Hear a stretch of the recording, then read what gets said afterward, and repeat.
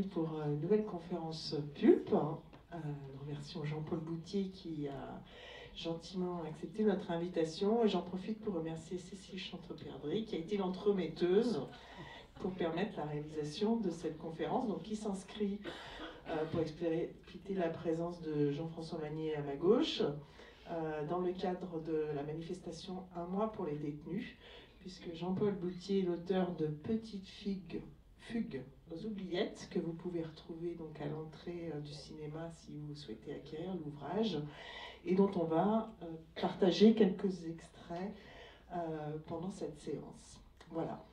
La Pulp reprendra en février, donc pour un cycle de 3 nouvelles conférences. Donc février, ce sera avec un sociologue et psychologue qui travaille sur le champ de l'inceste, puisqu'on fait un grand projet d'action culturelle de sensibilisation aux violences intrafamiliales avec les écoles en mars et avril. Au mois de mars, nous aurons le commissaire d'exposition de la prochaine exposition du lieu de mémoire, qui est un historien du sport, puisque la prochaine exposition du lieu de mémoire, qui se tiendra du 15 janvier au 2 juin, s'intéressera aux discriminations au travers de l'histoire des Jeux Olympiques. Et enfin, au mois d'avril, nous aurons l'intervention d'une personne sur les questions environnementales qui reste encore et toujours, malheureusement, d'actualité. Je cède la parole à Jean-François. Je vous souhaite une très bonne conférence. Merci. Merci Fabienne. Merci à vous toutes et à vous tous d'avoir bravé la neige, les trottoirs glissants et autres plaques de verglas. On se trouve tout à fait à la fin d'un mois pour les détenus, puisque on va clôturer demain dimanche, à l'Arbre Vagabond, autour de Jean Genet.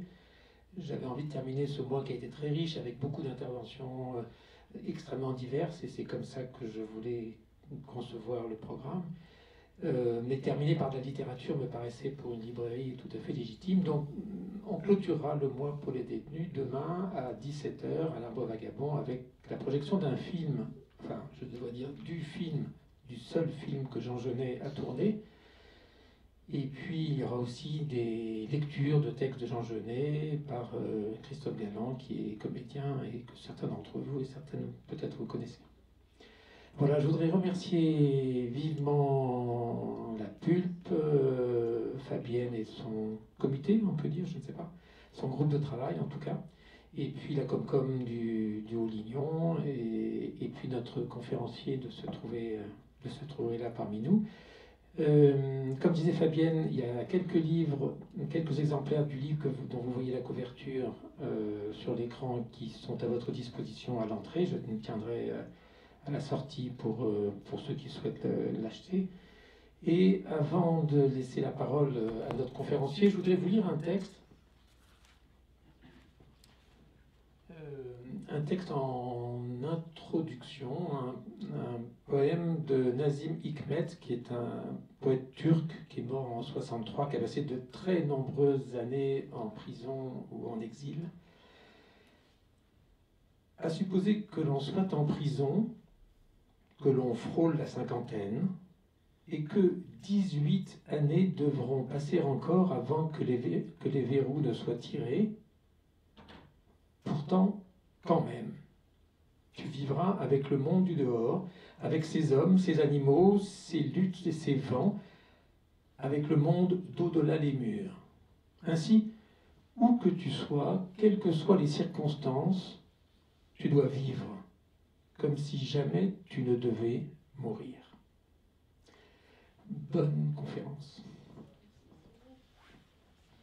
Donc la parole est donnée à Jean-Paul Boutier qui va présenter son parcours et ensuite partager un certain nombre de témoignages qui sont l'objet de son livre. Très bien. Bonjour à tous. Là, je pense que vous m'entendez bien. Oui. Bon, parfait. Alors, un petit temps de présentation. Déjà, pour commencer, la raison de ma venue, c'est probablement un passage au collège Sénol pour y passer le bac. Ce qui a fait que j'ai pu conserver des amitiés très précieuses sur le plateau. Ensuite, après du droit, 2 ans de formation d'éducateur à Fleury-Mérogis, j'ai été donc nommé éducateur sur la maison centrale d'Ensisheim, où j'ai fait 10 ans, qui est l'objet en partie de la conférence d'aujourd'hui. Puis ensuite, après 10 ans à Ensisheim en Alsace, où j'ai pu rencontrer mon épouse et fonder une famille, ce qui n'est pas rien, j'ai été pour l'ouverture de la prison d'Aix-Luynes, donc où j'ai fait également 10 ans. C'était le premier établissement à gestion mixte du fameux plan 13 000 de Chalandon, qui correspondait donc à 13 000 places supplémentaires pour les prisons françaises. Voilà, alors après, derrière la gestion mixte, forcément, il y avait une petite donnée économique, puisque le prix de la cellule passait de 600 000 à 300 000 euros, par le fait qu'effectivement, c'était un parc nouveau, très élargi. Ensuite, j'ai eu 3 quinquennats à mon tour. Un quinquennat comme directeur territorial en antenne d'Aix-Salon-de-Provence, puis 5 ans comme directeur départemental dans les 04-05, les Alpes de Haute-Provence et les Hautes-Alpes. J'ai envie de dire, ça m'a fait une bonne respiration. Après 10 ans dans les Bouches-du-Rhône, avoir 5 ans un peu au vert, c'était particulièrement intéressant à tous les points de vue. Et puis, j'ai été encore sur 5 ans en direction interrégionale du service pénitentiaire de Marseille, qui couvrait donc 6 départements dans la Corse. Et puis, j'ai pu avoir la responsabilité du département de prévention de la récidive. Et ensuite, puisque notre mobilité obligatoire a joué, je suis parti pour finir ma carrière comme directeur du service pénitentiaire d'insertion de probation dans le Var, où j'ai fait 4 ans, avec la grosse prison de Toulon entre autres, et celle de Draguignan, qu'il a fallu réouvrir, puisqu'elle avait été fermée et définitivement fermée suite aux inondations tragiques de juin 2010. Donc, nouvel établissement qui a ouvert pendant la période où j'étais sur Alors, en introduction, dire simplement que voilà, c'est une rencontre avec un auteur et un ancien professionnel que je vous propose. Donc surtout, n'hésitez pas à poser toutes les questions qui vous viennent. Voilà, je vais essayer de pas trop jargonner, comme on dit, avec des termes trop compliqués, mais voilà, n'hésitez pas à intervenir, à poser des questions. Ma parole est complètement libre. Le bouquin, je l'ai écrit quand je suis parti à la retraite. Je n'ai demandé aucune autorisation à personne. Je me suis octroyé la liberté d'écrire sur ce qui me faisait envie. Et effectivement, sur les 40 ans d'administration, j'aurais pu avoir d'autres lieux sur lesquels écrire. Mais quand la question s'est posée, au moment de la prise de la retraite, c'est tout naturellement venu que c'est ce lieu-là qui m'attirait à écrire, sur lequel j'avais plus de choses intéressantes à dire. Et d'ailleurs, je ne pense pas qu'il y aura d'autres choses sur le reste du parcours, même s'il y a eu plein de choses intéressantes et sûrement sur lesquelles il y aurait des choses à écrire. Mais après avoir eu cette écriture-là, voilà, je pense qu'il y aura peut-être autre chose derrière. Alors, effectivement, j'interviens. Alors, vous avez peut-être été un certain nombre d'entre vous à la présentation de Dominique Simoneau, qui est la contrôleuse générale des lieux privatifs de liberté. Bon, forcément, après, j'ai envie de dire, le réquisitoire qui était le sien est naturel, avec plein de constats qui sont effectifs. Vous allez peut-être penser que je suis un peu en décalage ou que je suis un peu angélique sur ce qui a pu être dit et raconté, mais c'est ce qui fait aussi le charme et le risque d'une, j'ai envie de dire, d'expériences diverses. Et après des constats, qu'est-ce qu'on fait? C'est ça la question. Une fois qu'on a constaté tous ces dysfonctionnements, que fait-on? Comment changer les choses? Alors, dans notre milieu, on avait tendance à dire que, parce que chaque fois on s'interrogeait, la nomination d'un ministre, est-ce que c'est un bon ministre, est-ce que c'est pas un bon ministre, est-ce qu'il va nous aider, est-ce que ci, est-ce que là? Souvent, quand même, le constat qui était fait, c'était de dire, un bon ministre, c'est celui qui ramène des moyens et du budget. Il peut avoir toutes les bonnes idées qu'il veut, mais s'il n'y a pas de budget, c'est quand même très compliqué. Donc c'était un peu la mire qui était mise sur... alors moi j'en ai connu 21 ministres de la Justice, donc pour dire que voilà, c'est éphémère. Et voilà, alors moi j'ai commencé avec Alain Pierre Fitt, qui était sur la loi sécurité liberté en 78, dur. Heureusement derrière il y a eu Robert Badinter, il y a eu, pour ceux qui m'ont marqué, voilà, Albin Chalandon, Christiane Taubira évidemment, et Nicole Belloubet, qui était la dernière ministre avec laquelle j'ai eu à travailler. Voilà, sur la présentation, simplement dire qu'il y aura donc deux volets. Une petite partie où on va faire un retour sur le livre, effectivement avec quelques lectures. Et puis ensuite, il y aura une approche particulière que j'avais envie de vous apporter sur une méthodologie de travail, puisque dans les présentations initiales, il était parlé de la prise en charge des détenus, donc voilà, sur un volet très particulier, mais qui me paraissait intéressant. Alors vous avez tous sûrement vu le film sur la justice restaurative, vous l'avez peut-être entendu parler, qui évoque une dimension nouvelle dans la façon dont on peut approcher le public. C'est un complément qui sera, à mon avis, intéressant. Voilà, effectivement, je venais sur les ministres et évoquer les politiques budgétaires. Aujourd'hui, on est à 5 milliards pour la justice. Il faut juste savoir quand même que les trois directions de la justice, qui sont celles des services pénitentiaires, celles des services judiciaires et celles de la protection judiciaire et de la jeunesse, ben, tirent tous la langue, chacun à leur niveau, et que très souvent les arbitrages étaient excessivement compliqués, puisque les autres services, les autres directions avaient toujours tendance à dire mais la pénitentiaire nous mange tout. Nos tribunaux sont délabrés, nos mineurs sont très mal desservis dans les prises en charge. Tout ça parce qu'effectivement la pénitentiaire, avec ses grosses exigences et ses grosses infrastructures à rénover, à restructurer, à réorganiser, était effectivement très source de dépenses et au-delà de ce que parfois les autres directions auraient souhaité. Alors, maintenant on va zoomer sur le petite fugue aux oubliettes et je vais vous montrer quelques petites photos qui vont vous donner une petite idée du contexte. Voilà. Alors je pense quand même que malgré... Voilà, ça c'est la porte d'entrée de la prison d'Ensisheim, qui est donc une maison centrale située en plein centre-ville d'un petit village entre Mulhouse et Colmar. C'est la façade, voilà, où pendant longtemps, à l'étage, les deux étages supérieurs, la direction logeait. Alors là, peut-être qu'avec la lumière, vous ne voyez pas très bien, mais c'est le grand bâtiment, ce qu'on appelle la nef, le grand bâtiment de détention, qui est sur 3 niveaux, où il y avait pratiquement 200 détenus. Donc c'est une prison à l'ancienne, hein, on les imagine. Alors, vous rendrez un peu mieux compte avec la photo suivante. Voilà, telles qu'on les voit un peu dans les films. Voilà, alors simplement dire aussi que mon bureau était au 2e étage. Au niveau de la petite passerelle qui est là, j'avais un bureau donc, qui était une cellule aménagée, hein, donc au cœur de la détention, ce qui a rendu le travail particulièrement intéressant et vivant sur les années où j'étais, et aussi signaler que, voilà, ça c'est les évolutions, mais suite à la mutinerie de 1988, qui est évoquée d'ailleurs dans le livre, tous ces étages-là ont été bétonnés, donc il n'y a plus de communication entre étages. Voilà, la sécurité l'a emporté souvent sur des choses qui étaient quand même... j'ai envie de dire, qui ouvrait un peu l'espace. Alors, photo, la dernière photo, je crois, voilà. Alors, elle n'est pas très bonne, mais ça donne une petite idée du plan de la prison. Donc là, on voit bien les murs d'enceinte tout en blanc. Donc, vous voyez vraiment au cœur du village. Alors, pour ceux qui ont lu le bouquin, là, vous reconnaîtrez en tout cas la partie des ateliers, où il s'y passe plein de choses.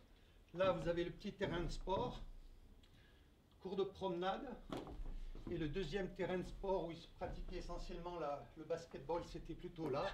Et là, vous avez donc le grand bâtiment de la nef avec les 200 détenus que j'évoquais. Et là, un autre bâtiment un peu plus amélioré avec 80 cellules. Voilà, et puis pour la petite histoire, simplement signaler que le fameux petit canal qui traversait la prison, qui a été sujet à une tentative d'évasion rocambolesque, il passait là et il contournait, il circulait dans toute la prison. Et donc les détenus, pour ceux qui l'ont lu, qui ont été repris, c'est après avoir été sortis de là, donc ils sont sortis effectivement des ateliers, ils ont été dans le canal et ils sont ressortis par là. Voilà, j'en dis pas plus.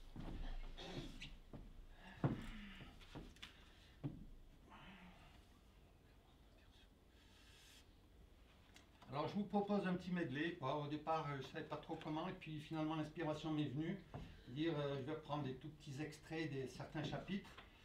C'est une petite lecture qui permettra à ceux qui l'ont lu il y a maintenant presque 2 ans, puisque le bouquin est sorti il y a pratiquement 2 ans, de se souvenir, de se rappeler, puis à ceux qui ne l'ont pas vu, peut-être de leur donner envie, ou en tout cas de sentir un peu l'atmosphère. Alors c'est vrai que la première partie, on va vous demander d'écouter, puis la deuxième partie, vous lirez, puisqu'il y a un PowerPoint, il y a beaucoup de choses à lire. Alors je vous accompagnerai dans la lecture, mais vous aurez eu une partie à écouter, une partie à lire. Le gang des mobs. Vous m'entendez toujours bien, là, il n'y a pas de souci. Le gang des mobs aurait pu également s'intituler L'intérieur, l'ingénieur, le vérin et la pomme. Ce n'est pas le titre d'une série policière avec des détenus comme héros, ou celui d'une fable de Jean La Fontaine revisité, mais par contre, cela aurait très bien pu inspirer un scénariste pour un film à partir de faits réels, bien que particulièrement rocambolesques.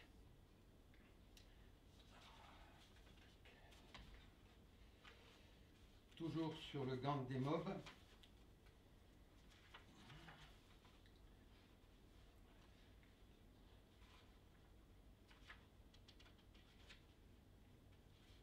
Pour le gang des mobs, dont la fugue s'est avérée une chimère impossible, la morale aurait pu être candidement s'écrire ainsi: le diable se cache parfois dans les détails, jusque dans un ridicule trognon de pomme.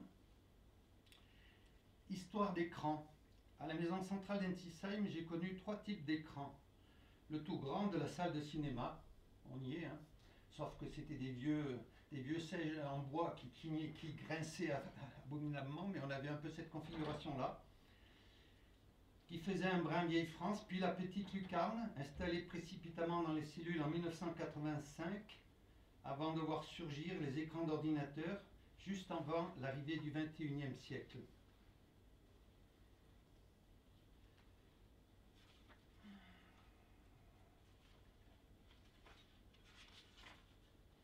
Quelle embellie avait apporté ces téléviseurs qui avaient permis de sortir de l'exclusive relation duel surveillant-détenu. Désormais, les rapports humains se jouaient à 3 bandes, un peu comme au billard, avec un nouvel interlocuteur qui fait irruption en permanence sur les coursives. Les coursives, c'est les longs couloirs le long des cellules. Vous avez vu, surveillant à la télé, le crash de l'hélicoptère de Balavoine? Vous avez vu, chef, comme je vous l'avais dit, l'Alsace a été irradiée par Tchernobyl. Alors, on est tous en deuil avec l'accident de Coluche, etc. Mais si la dramaturgie l'emportait souvent sur des sujets plus heureux, la télévision a fait consensus comme rarement à propos des sujets qui concernaient les régimes de détention. Il faut dire qu'on était à une époque où effectivement c'était Badinter qui était à la manœuvre et on a sorti des émeutes et des révoltes de 1974, tragiques, où beaucoup de prisons avaient flambé, et 81 a été une belle avancée pour plein de domaines. Alors on a parlé des parloirs, on parlera également d'autres choses, mais voilà. Ensuite sur le DUT de l'espoir. Alors effectivement, la chance, ça a été de pouvoir mettre dans un lieu comme celui-là, avec des parcours comme il y avait, un DUT en informatique de gestion, donc quelque chose d'assez incroyable. Alors effectivement, on n'avait pas le réservoir sur l'établissement, il a fallu recruter sur toutes les prisons françaises, mais grâce à ça, on a pu mettre en place ce fameux DUT. La réussite en début de carrière de ce projet ambitieux a ensuite beaucoup compté dans ma fidélité à notre administration. En effet, paradoxalement, face aux barricades de la sécurité, j'ai toujours trouvé que la pénitentiaire offrait un vaste champ de possibilités dès l'instant que l'on prenait le parti de la rendre complice. Jamais contre, toujours avec, devait être le mot d'ordre, même si parfois cela prenait du temps, même comme c'était précisément sur le temps qu'il importait de capitaliser. L'enjeu méritait la patience et la détermination dont il fallait faire preuve pour convaincre, puis aboutir. Pizzo le Nîmois, que j'avais vu arriver dans une cellule à l'étage de mon bureau, qui était en quelque sorte mon voisin de palier. Il habitait la cellule presque en face. Pour lui, toutes les occasions étaient bonnes pour venir toquer à mon bureau et échanger. Profitant souvent d'un petit quart d'heure de battement avant la distribution du repas, il était 2 ou 3 détenus juste après les réintégrations de promenades ou des ateliers à venir s'incruster et taper la discussion. Quand le personnel ne les trouvait pas dans leur cellule, en tout premier, il venait vérifier qu'ils n'étaient pas en train de tchatcher avec les ducs. Peu instruit, Pizzo avait néanmoins une curiosité enfantine, débordante. Pourquoi? Comment expliquez-vous que il aimait bien comprendre les choses pour ensuite se faire son propre avis? Il fallait rester sur des explications simples et pas trop longues. Sur les sujets d'actualité ne manquaient pas. L'arrivée de la gauche au pouvoir, le nucléaire, la triste affaire du petit Grégory, le TGV ou l'avènement de Bernard Tapie. Aimant bien avoir le mot de la fin, il résumait facilement la discussion avec une formule lapidaire ou une galéjade pour conclure et faire rire ou choquer l'éditoire. Hugo provenait d'Afrique, précisément d'un village du nom de Kimparana de la région de Ségou au Mali, où aujourd'hui il ne doit vraiment pas faire bon vivre.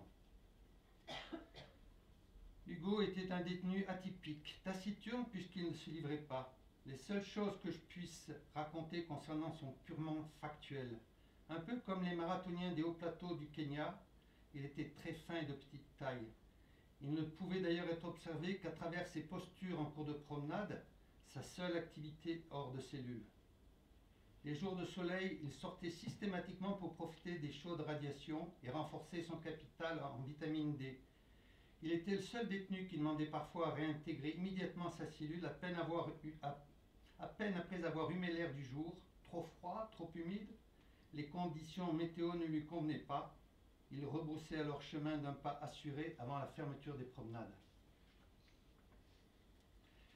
La reine Isabelle, voilà, ça c'est un particulièrement beau souvenir lié à l'activité d'échecs qu'on avait mis en place sur la prison. 110. Pour clôturer une belle saison du club de la Maison Centrale qui avait obtenu des résultats honorables dans son championnat, il avait été décidé d'organiser un événement autour de cette activité qui allait donc connaître son heure de gloire. Ni Bobby Fischer himself, ni Karpov, le nouveau champion soviétique, n'avaient annoncé leur visite à l'établissement pour effectuer une démonstration. Nous étions déjà dans l'option du circuit court, avec la venue de Strasbourg d'une championne connue dans la France entière, puisqu'elle n'était ni plus ni moins que la championne de France féminine toute catégorie. Mais, aux surprises, cette reine des échecs n'avait que 12 ans d'âge, pas plus que les bons whisky. Après avoir obtenu les autorisations pour faire venir une jeune mineure dans une prison pensionnaire avec un lourd passé criminel, il ne restait plus qu'à profiter de cette rencontre qui allait se révéler effectivement un grand moment. Voilà, il y a un chapitre sur les deux artistes qu'on avait à l'établissement qui sont La Verdure et Pablo. Donc sur La Verdure, unique en son genre, La Verdure avait cependant réussi son pari impossible, une folle utopie, se construire un quotidien de détention autour de son violon d'Ingres. Oui, dans cet univers hostile, plus habitué à favoriser l'égoïsme et la violence, notre chevalier du ciel, il fallait au moins ça, être envoyé d'aussi loin pour y parvenir, avait soutenu la gageure de créer puis de se fondre dans un poste de médiateur culturel, bénévole. Terminologie d'aujourd'hui, mais qui n'existait pas à cette époque, même dans les MJC les plus avant-gardistes. En effet, piqué à la bédéphiline en guise d'antidote à sa détention préventive, désormais notre Laverdure était intarissable sur le sujet. Oui, croyez-moi, monsieur l'éducateur, rapidement devenu Jean-Paul pour cet anticonventionnel, nous allons ensemble créer une BD-tech qui aura bien plus de succès que votre bibliothèque aux vieux bouquins poussiéreux et couverts de papier Kraft beige. Croyez pas si bien dire, puisque avant qu'il ne s'en aille, et avant surtout la mutinerie qui a tout brûlé, on avait une BD-tech avec 2500 ouvrages, qui faisaient bien des envieux. Pablo, le second artiste dont on a parlé, avait eu de la chance car dès son arrivée, il avait été affecté dans le quartier anciennement appelé quartier d'amélioration, bâtiment le moins sécuritaire et le moins inconfortable, avec des cellules plus grandes que la moyenne. Le quartier de Pablo avait des étages qui ne communiquaient pas entre eux, ce qui présentait la garantie d'une certaine tranquillité, mais surtout sa vraie plus-value revenait à ses grandes fenêtres qui, même avec des barreaux, permettaient de mieux respirer et renvoyer moins à la claustration que les cellules traditionnelles. Pablo avait expliqué qu'il ne sortait pas de cellule et que sa seule activité tournait autour de la peinture, ce qui lui avait permis de négocier la meilleure exposition possible. En plus de la grande fenêtre, il était au second étage, côté sud, royal pour la chaleur, derrière ses murs épais, et surtout pour la lumière, si essentielle à l'expression de son art. Peu cher, le Marseillais, Ah non, pardon, j'ai pas fini encore sur Pablo le peintre. Je reviens sur la prodigieuse reproduction du tableau, analyse de la tentation de Saint-Antoine de Dali, magnifiquement réalisée par notre Salvador Maison. En effet, j'ai vécu un moment qui avait été une vraie dramaturgie pour moi, que j'évoque encore 35 ans après avec beaucoup d'émotion. Si votre curiosité est forte, je vous invite à aller voir le tableau en question sur Internet. Vous aurez facilement compris, que rien qu'en lisant la petite note descriptive de Wikipédia, que cette œuvre était seulement d'une complexité extrême, mais qu'elle avait aussi nécessité pour Pablo des jours et des nuits de travail. Même si, contrairement à son maître, lui avait bénéficié d'une photo de modèle, le travail qu'elle avait demandé était colossal. Après avoir admiré cette œuvre à chacun de mes passages dans sa cellule, plus époustouflé par la finesse de tous les détails que par l'œuvre elle-même, un après-midi j'ai vécu un cauchemar en arrivant dans l'antre de Pablo. Non, ce grand tableau d'environ 90 cm de large et sur 1,20 m de longueur n'avait pas été démonté de son cadre, ni transpercé ou brûlé. Il avait été défiguré. Par qui, comment et pourquoi? L'histoire le raconte. Peucher, le fameux Marseillais que j'évoquais, qui a été condamné mineur à une très grosse peine. Voilà. Il était craint pas tellement par sa masse athlétique, plus proche d'un ouistiti domestique que d'un gorille du Congo, mais plutôt par sa gouaille adossée à une véritable emprise mentale avec laquelle il pouvait rapidement vous hypnotiser. Louis avait compris tout jeune que l'on était maître ou serviteur, dominateur ou assujetti. Lui avait choisi son camp et encore plus en détention. Là, il savait qu'il ne devait rien lâcher pour prendre au plus vite l'ascendant, quitte à se fâcher avec son interlocuteur et ensuite marquer ses distances pour ne plus être dans un rapport de force à sa défaveur. Louis parlait très peu de son enfance. Au mieux, au carrefour d'une conversation pour planter le décor et bien se positionner, il vous balançait avec quelques décibels. Moi, je suis un enfant de la rue. Ma mère était une prostituée à Marseille et j'ai été élevé dans un bar. On n'a donc pas grand-chose à m'apprendre de la vie. La dernière partie de sa réplique était lourde de sens, puisqu'en fait, c'était tout le contraire. Il avait beaucoup d'autres choses à apprendre. Lino.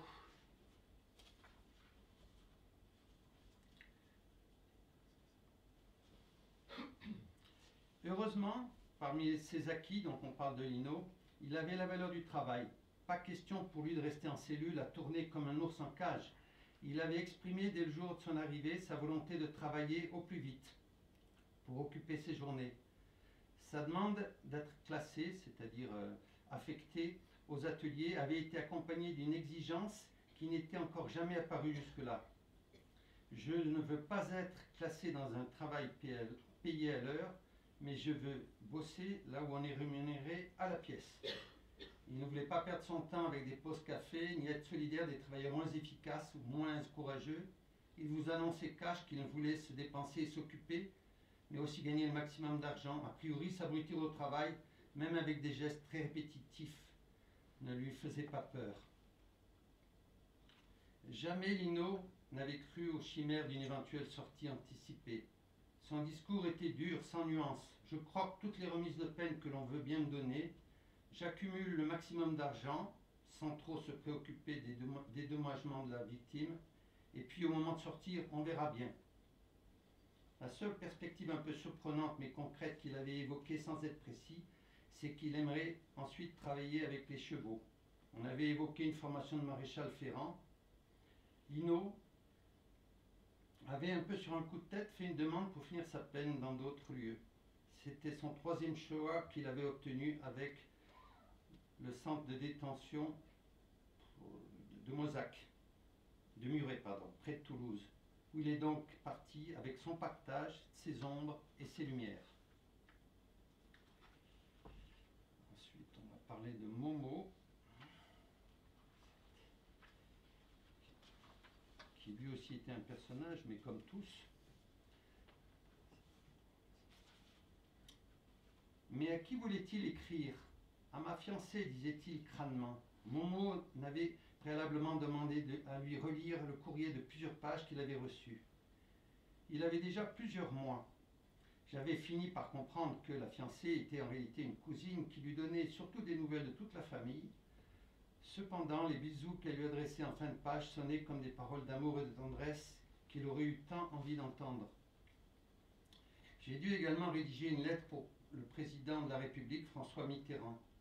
Momo avait entendu dire qu'il pouvait à tout moment effectuer une demande de grâce présidentielle et que chaque année, pour le 14 juillet, certains détenus bénéficiaient ainsi de remises de peine exceptionnelles, pouvant aller même jusqu'à plusieurs années pour les grosses peines. Je me suis motivé à faire ce courrier en imaginant qu'elle allait plutôt arriver sur le bureau de Dieu, caricaturé à l'époque par la grenouille du bébé de Shaw. Je pensais que ce recours en grâce aurait alors beaucoup plus de chances d'obtenir une issue plus clémente. Nous étions là dans la pure tradition des fantasmes de détention, où même les espoirs les plus fous aident à vivre. Alors la mutinerie, je n'en ai pas prévu de lire, c'est trop complexe et trop important pour le résumer ou en dire 3-4 mots, simplement dire qu'effectivement, entre le 16 et le 17 avril 1988, on a vécu des événements assez effarants qui, voilà, ça ne se raconte pas, ça se lit dans le bouquin. Alors, ensuite, sur le chef de détention, effectivement, un tout petit extrait sur au moins un personnel.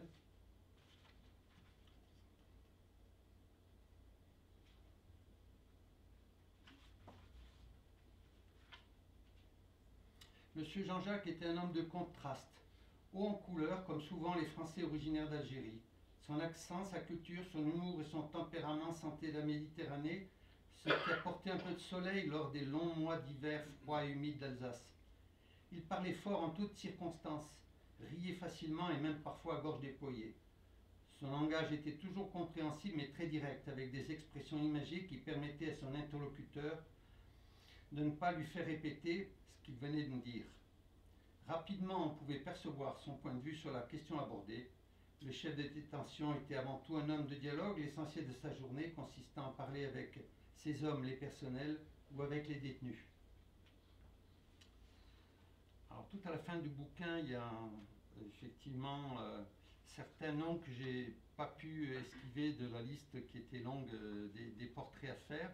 Donc j'ai appelé ça portrait en rafale. Il y avait donc Luther King, Kleenex, Feu, Monsieur Cinéma, La Sardine, Einstein, Gewürzt, Vagabond, Le Brasseur, La Fouine, l'Anguille, L'Antillais. Juste un petit mot sur Vagabond. Condamné à perpétuité, Vagabond se serait fait baptiser aujourd'hui SDF parce qu'il était en réalité de nulle part. Mais son principal signe distinctif ne permettait pas de le regarder facilement, droit dans les yeux. Il était en effet badigeonné de tatouages dont les larmes d'encre bleue qui ruisselaient au départ de ses yeux le long de ses joues. Vagabond était aussi ciselé tout autour de son cou par des pointillés qui lui avaient été tatoués par ses codétenus. À ce moment-là, il ne savait pas encore si son crime odieux n'allait pas lui valoir de se faire trancher la tête par la barbare guillotine. Et pour finir quand même sur une note un petit peu plus optimiste, qui est l'épilogue avec quelqu'un que je nomme parce qu'il a écrit depuis un ouvrage d'ailleurs, J'aurais préféré que l'on me tue, bien qu'il a particulièrement bien évolué comme vous avez pu le lire dans le livre. Le besoin d'être digne à ma sortie m'a hanté toutes mes dernières années de détention. Depuis, je vais l'appeler Joël, a fait son chemin, fier d'avoir emmené une bande de jeunes au Burkina Faso en 2005 pour participer à la construction d'un orphelinat. Un ancien détenu avec des racailles de quartier, il fallait le vendre ce projet, on imagine bien. En 2015, il anime même des ateliers d'écriture en maison d'arrêt. Le premier jour a été difficile, notamment de retrouver la moiteur et l'odeur des prisons. Mais je suis content que l'on ait pu faire appel à moi. Ce n'est pas une revanche, mais juste la preuve que l'homme peut changer. Voilà ce qui pouvait être dit effectivement sur quelques extraits du bouquin. Est-ce que vous souhaitez réagir déjà par rapport à ces portraits? Absolument.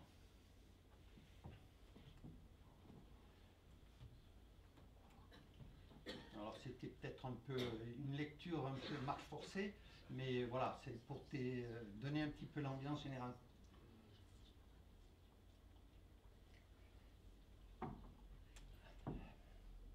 S'il vous plaît. Oui.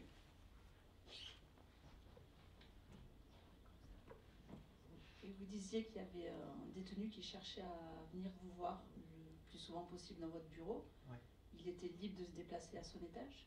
Oh, ben, vous savez, c'était les maisons centrales de l'époque.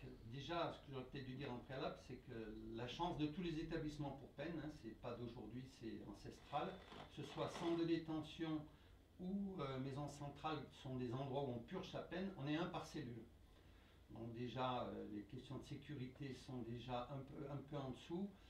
Et puis il y a ce qu'on appelle un certain nombre de mouvements, c'est-à-dire qu'à un moment donné, vous faites réintégrer 100 détenus des ateliers ou 80 détenus des ateliers, ils réintègrent en une seule fois, sinon ce serait trop long.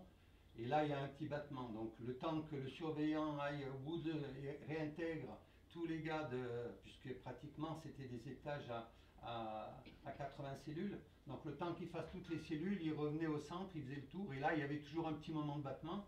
Mais effectivement, à l'intérieur, sur certains petits moments de réintégration, ce qu'on appelle entre les activités, il y avait un peu de liberté interne qui permettait, mais pas d'aller forcément à un autre étage, mais dans un petit périmètre. Et comme moi j'étais en détention, mon bureau était en face de certaines cellules, donc c'était pratique pour eux de venir discuter un peu.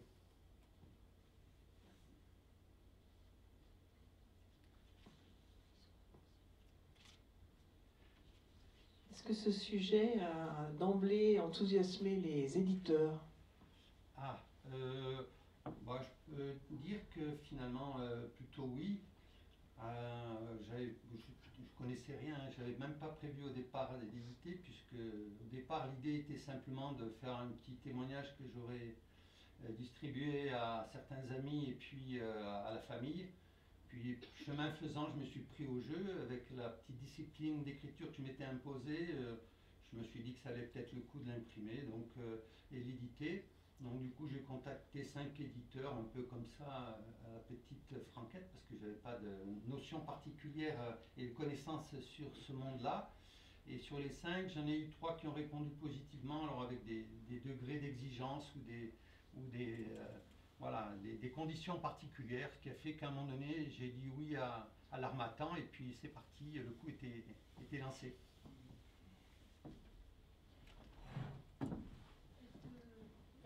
Et je voulais vous demander si une précision concernant les gens qui travaillent dans les ateliers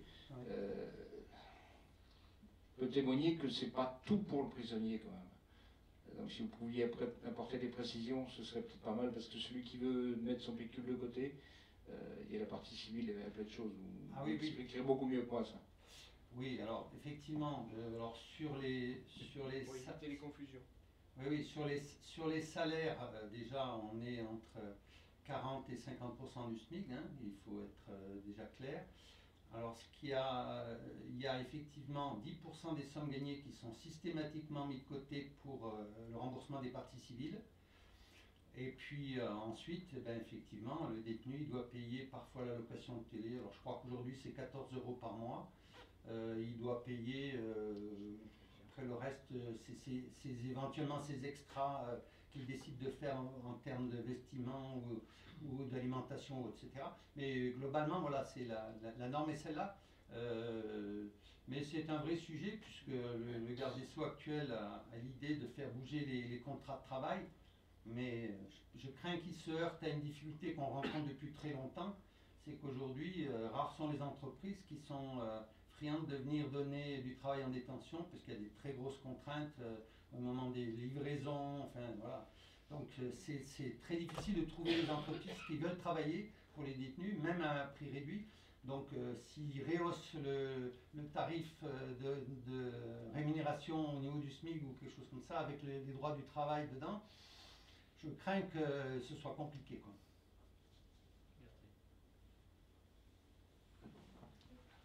Peut-être Jean-Paul sur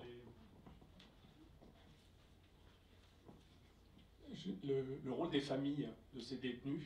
Ouais. Est-ce que ce sont des longues peines? Est-ce qu'ils ont leur famille? Est-ce qu'ils sont vus? Ils sont tous à Ensisheim? Alors oui, alors les familles, alors déjà les parloirs, contrairement aux maisons d'arrêt où c'est 3 fois par semaine, là c'est 1 ou 2 fois par semaine le week-end. Alors ceux qui avaient la chance d'avoir la famille effectivement en proximité pouvaient la voir tous les week-ends. La majorité d'entre eux avaient une famille quand même assez lointaine qui venait au mieux 1 ou 2 fois par an. Certains n'avaient même plus de contact ou plus de relations directes. Et puis certains venaient, faisaient l'effort, qui est assez astronomique, de venir une fois par mois, parce que bon, les Marseillais qui déplaçaient Ensisheim une fois tous les mois, et les parloirs ont lieu le week-end. Donc voilà, ça permettait effectivement à ceux qui travaillaient de ne pas quitter leur boulot et aux familles de venir sur les temps où elles sont en repos. Alors juste sur les familles, alors moi je suis un tout petit peu en discordance avec un peu les options qui sont prises dans notre administration, où on veut à tout prix et absolument privilégier le lien familial. Moi j'ai un peu deux, trois réserves là-dessus. Je ne dis pas que, évidemment, il ne s'agit pas de bannir, mais parfois couper avec, j'ai envie de dire, les racines du mal, ça serait intéressant. Et j'ai souvenir, alors en tout début de carrière, il y avait une prison-école modèle qui était dans le nord de la France, en Alsace, là, Ormingen, voilà, qui était un centre-école ouvert, où les gens, quand ils partaient, ils fuguaient, puisque effectivement il n'y avait pas vraiment de mur, il y avait juste une petite clôture, et ils apprenaient tous un métier. Et j'ai toujours souvenir, moi ça m'avait marqué, quand j'étais en poste à Aix-en-Provence, d'un gars qui a débarqué une fois, parce qu'on venait de changer de bureau, donc il y avait une petite ouverture de service, donc il y a une petite manifestation, et est venu un ancien détenu qui a été à Ormingen, et qui m'a dit, moi ça m'a sauvé la vie de partir là-bas, de quitter tout ce que j'avais à Marseille, et d'apprendre un métier. C'est probablement ce qui m'a sauvé la vie. Et ça, ce témoignage m'a toujours marqué. Et voilà, alors on veut absolument privilégier les liens familiaux. Oui, j'ai aussi un autre souvenir qui me vient, c'est quand j'étais à Luynes au quartier mineur, où la mère d'un jeune mineur était là, et son fils venait d'être libéré 2 jours avant, et je la revois en sortant un moment, je la revois à l'entrée, je lui dis mais qu'est-ce que vous faites là? Elle me dit ah mais il est déjà retombé. Et avec un grand éclat de rire, elle me dit je crois que je vais finir par prendre un studio en face de la prison. Voilà, je veux dire c'est parfois ça quoi, je veux dire l'ancrage familial. Donc alors complexe, difficile évidemment, qu'il faut parfois le maintenir à tout prix et favoriser. Mais le systématisme me gêne un peu, parce qu'effectivement, parfois, couper un petit peu, s'éloigner, aurait sûrement un peu d'intérêt pour l'évolution des personnes.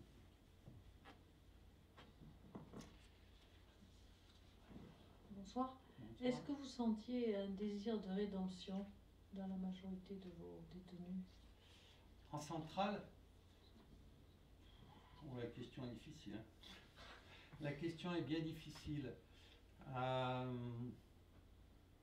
Je pense qu'en fait, vu les échéances, peut se poser la question.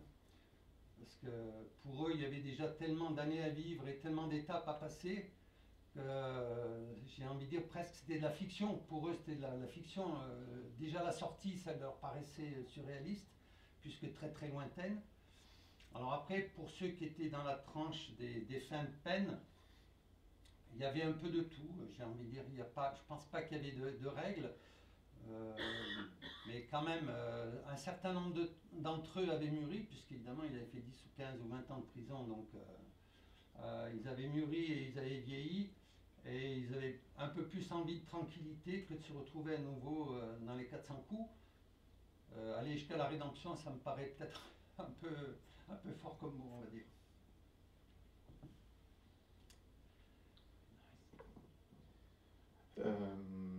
Dans les rencontres que tu as pu avoir avec tous ces détenus, est-ce que tu songeais aux actes qu'ils avaient commis, et si oui, dans quelle mesure est-ce que ça pouvait jouer sur les relations que tu avais avec eux?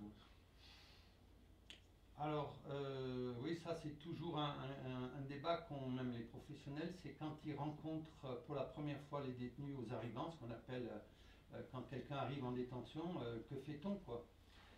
Y va-t-on en sachant un peu de qui il retourne, ou y va-t-on vierge de toute information? Et alors, en fait, la question se pose pas longtemps, parce qu'en tout cas dans les maisons d'arrêt, il y a un tel turnover qu'on n'a pas le temps d'aller vérifier dans les dossiers, ou je sais pas, donc on découvre ce que dit la personne, et voilà. Alors moi je dois reconnaître que, étant complètement immergé dans la détention, on arrivait à faire abstraction.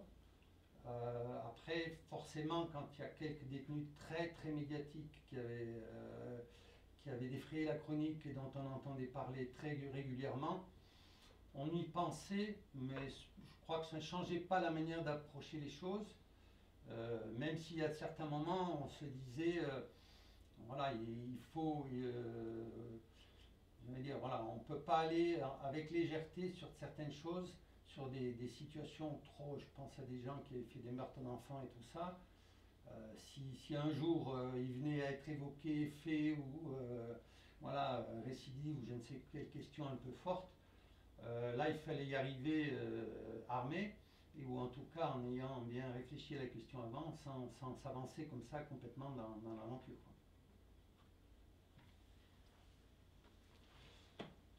Oui, alors on va peut-être juste clôturer la première partie avec une lecture que va vous faire Fabienne.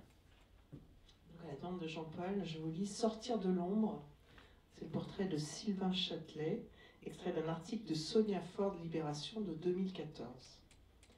À 48 ans, Sylvain Châtelet, tombé pour braquage, a passé 25 ans en prison. Sorti il y a 8 mois, il réapprend à vivre. Il est entré en prison à 22 ans, il en est sorti à 48. Il y a 8 mois, Sylvain Châtelet a quitté la maison centrale d'Arles et retrouvé la région où il a grandi, la côte méditerranéenne, Antibes et Juan-les-Pins. Il n'a pourtant pas fini de purger sa peine. Pour plusieurs mois encore, il est en placement à l'extérieur. Il a l'obligation de travailler et celle de ne jamais quitter un périmètre géographique bien défini. Interdiction d'aller à Saint-Tropez, à Monaco ou en Italie. Chaque mois, il rencontre une conseillère de probation. Il est dehors, mais il a toujours un numéro d'écrou. Est-ce cet entre-deux qui lui fait raconter la liberté comme un objet concret, avec ses odeurs et ses goûts, mais aussi comme quelque chose que l'on n'attrape jamais vraiment? Sylvain Châtelet a compris que la liberté ne se gagne pas sur le seuil de la prison. Libéré une première fois en 2000, il a replongé 13 mois plus tard. Il le sait bien, lui, qui a vu de gros bras trembler de peur le jour de leur sortie. C'était en novembre dernier, il faisait beau, Sylvain Châtelet portait 2 petits sacs remplis de photos et de lettres. Il a laissé le reste. Il y a une tradition en centrale. Vous donnez tout ce qui reste quand vous partez, explique-t-il. Il a confié son livre de cuisine à l'un des co-détenus et a lancé aux autres « Lily est mon légataire, voyez avec lui, il fera la distribution ». Puis il est parti à la fouille, pour la dernière fois. Et là, je vois le personnel de direction de la prison. Ils étaient tous venus me dire au revoir. Ils m'ont dit qu'ils avaient confiance, que si j'avais un problème, ils étaient là pour moi. C'est tout juste si on ne s'est pas fait la bise.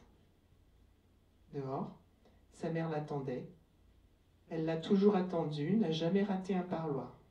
Il savait que le soir, il y aurait un repas avec son fils de 13 ans, qu'il n'a pas vu grandir, et avec son frère auprès de qui il travaillerait désormais dans l'entreprise familiale, comme avant, quand il avait 22 ans.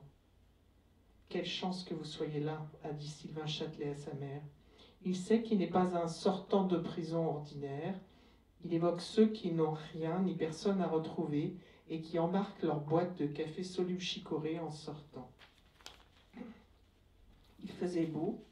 C'est lui qui a pris le volant. Il regarde la plage, la mer. Ici, ça va, ça ne change pas. On pourrait presque croire, quelques minutes pour se faire du bien, que la prison n'a été qu'une parenthèse de 25 ans. Sylvain Châtelet montre du doigt. Ça, c'était mon école. Dans ces roches orangées, sous ces pins parasols, sont ancrés ses souvenirs, même ceux qu'il n'a pas vécus. Ici, mon fils a pêché son premier poisson. Malheureusement, je n'étais pas là. Il y a aussi toute cette affluence qui le met mal à l'aise. Les gens, la foule. Je ne vais plus à Carrefour. Je vois les gens qui poussent leur chariot avec un air méchant. Au bout d'un quart d'heure, je prends tout leur tresse. Dehors, c'est le flux d'informations qui vous arrive qui est perturbant. À quoi ça ressemble la liberté? À tout ce à quoi vous ne faites jamais attention. Le bruit du ressac, celui des skis sur la neige, le goût de la polenta avec du mascarpone ajouté en fin de cuisson pour la rendre plus moelleuse. Il touche la feuille d'un arbousier. Ce qui détruit en détention, c'est l'ennui.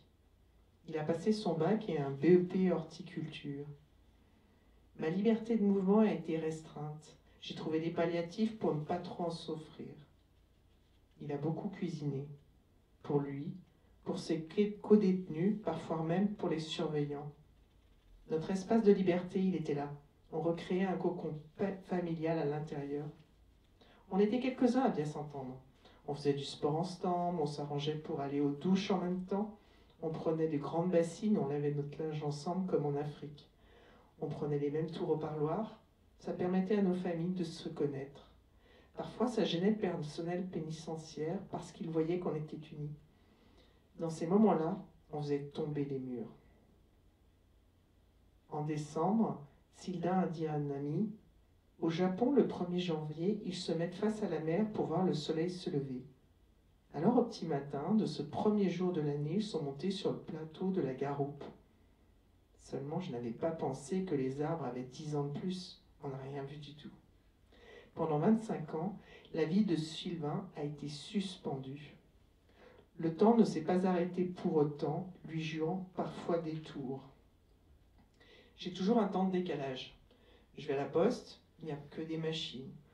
Je monte dans le TGV, je n'ai plus de repères pour apprécier la vitesse. Tout le monde s'envoie des messages sur son téléphone. Ce n'est pas plus simple de décrocher et de se parler? J'appartiens au XXe siècle. Mes références sont de 1987. Le monde, lui, a continué à tourner, s'est même emballé ces 10 dernières années. Depuis son retour à la liberté, le moment le plus difficile a été Noël. Un repas de famille chez ma fille, il dit comme d'habitude, alors que c'était le premier auquel il assistait depuis sa seconde incarcération. On était tous à table et je ne vois que des enfants. Ma tante, mon oncle, mon beau-père sont morts. Hormis ma mère, je suis soudain devenu le plus vieux à table. Un changement de statut auquel je n'ai pas eu le temps de me préparer. Dans le discours de Sylvain Châtelet, quand je suis rentré, désigne tour à tour son entrée en prison ou son retour à la maison.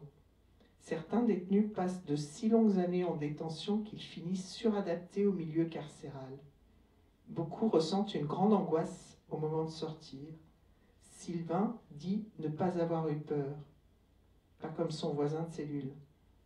C'était un homme tombé pour braco, toujours plein d'assurance. Il me racontait en long et en large ce qu'il ferait à l'extérieur. Arrive le jour où il sort. En réalité, il ne voulait pas partir. Un surveillant m'a raconté qu'il a été pris de tremblement quand la porte s'est ouverte. Parfois, il a peut-être plus de crainte à retrouver la liberté qu'à débarquer en prison. On dit aussi que l'enfermement anesthésie. Ma mère me dit que je ne suis pas heureux. Je lui réponds, détrompe-toi, ce n'est pas ça. C'est vrai que j'ai du mal à témoigner naturellement de la joie. Je sais bien que je suis dehors, mais il y a des moments où je me demande si je suis là. J'ai conscience d'appartenir à la prison. C'est tellement particulier qu'une fois que vous y êtes entré, en réalité, vous n'en sortez jamais. Merci beaucoup. Alors peut-être je vous propose que du coup on change un peu de séquence et on va poursuivre sur la deuxième partie que j'ai évoquée tout à l'heure. Alors voilà, c'est pour ça que je vous annonçais un peu de lecture, donc je vais illustrer ou parler avec vous parfois ou sur les PowerPoint, mais voilà.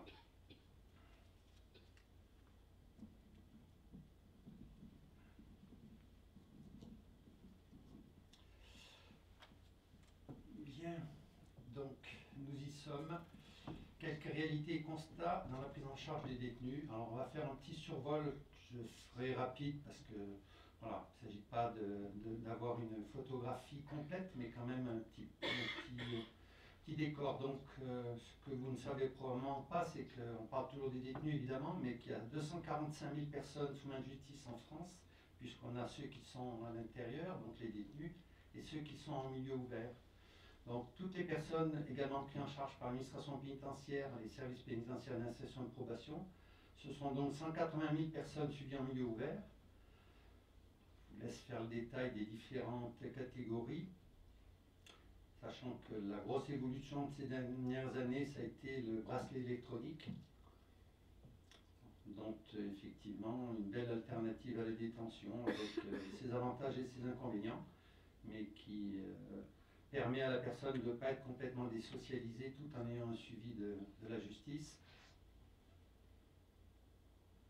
74 000 détenus, donc la thématique du jour, dans 178 établissements, 133 maisons d'arrêt, donc c'est toutes celles qui sont surchargées et voilà, dont on parle beaucoup plus que les établissements pour peine que sont les centres de détention et les maisons centrales. Et on a également 6 établissements spécifiques mineurs, mais parfois il y a des quartiers mineurs au sein des maisons d'arrêt, ou des maisons d'arrêt comme des quartiers femmes aussi. Donc en France, on a 74 000 détenus, 2800 femmes, donc voilà, sur l'ensemble, ce qui est très peu. Je l'évoquais il n'y a pas longtemps en disant que c'est encore un chiffre qui a énormément progressé, même s'il est très minoritaire. Il y a peu de temps, il y avait 1% de femmes, enfin peu de temps, il y a 15-20 ans, c'est hier, il n'y avait que 1% de femmes en détention. Ça a beaucoup grossi ces dernières années, en 3-4, 3-7, suivant le moment où on prend les chiffres, 600 mineurs, beaucoup de jeunes, évidemment, hein, 45% des moins de 30 ans, et une évolution quand même qui est intéressante, mais encore insuffisante, c'est la baisse du nombre de prévenus, puisque très longtemps on était à 40% de prévenus, désormais on est quand même plus qu'à 28%, puis un petit clin d'œil à la maison d'arrêt du Puy-en-Velay, où je crois savoir qu'il y a 35 places théoriques et il y a 55 détenus. Taux de surpopulation, alors là effectivement vous avez le directeur qui ouvre la porte de cellule avec énormément et qui dit vous serez bientôt dans une cellule individuelle, et puis les détenus qui lui demandent c'est ça et on pourra choisir de la moquette. Donc voilà, taux de surpopulation 120%, voilà, surtout sur les maisons d'arrêt avec les matelas par terre qu'a dû évoquer Dominique Simoneau, évidemment. Le taux d'incarcération pour 100 000 habitants, alors voilà, c'est aussi un indicateur qui moi me paraît important, c'est de savoir quelle est la réponse pénale, comment est-ce qu'on considère qu'on doit ou pas mettre les détenus en détention, ou quelle est la politique pénale qu'on souhaite mener. Alors là, vous avez nos voisins, j'ai envie de dire, d'Europe. Alors j'ai presque envie de vous faire un petit quiz en vous disant, pour vous, quel est le champion du monde en taux d'incarcération? Est-ce que quelqu'un a une petite idée? Les États-Unis ou la Chine? Comment vous dites? Les États-Unis ou la Chine? Alors les États-Unis, effectivement, sont très forts puisqu'ils ont 660 détenus pour 100 000 habitants. Imaginez ce que ça représente. Alors en fait, le pays Canal+, c'est le Salvador avec 1000 pour 100 000. Mais voilà, dans les grands pays, les États-Unis, la Chine, effectivement, sont en tête de peloton. Alors voilà, des pays comme le Maroc, 225, Israël, 265, donc détenus pour 100 000, pour donner une petite idée. Alors pour mon ami Philippe, il y a 121 sur l'échelle au Tadjikistan, donc ce qui fait 9300 détenus. Et puis une dernière question quiz, alors d'après vous, quel est celui qui est le meilleur élève avec le taux d'incarcération le plus faible? La Suède. Alors la Suède est pas mal située, mais en fait c'est une question piège puisque c'est le Vatican. Voilà, ah ben, bravo.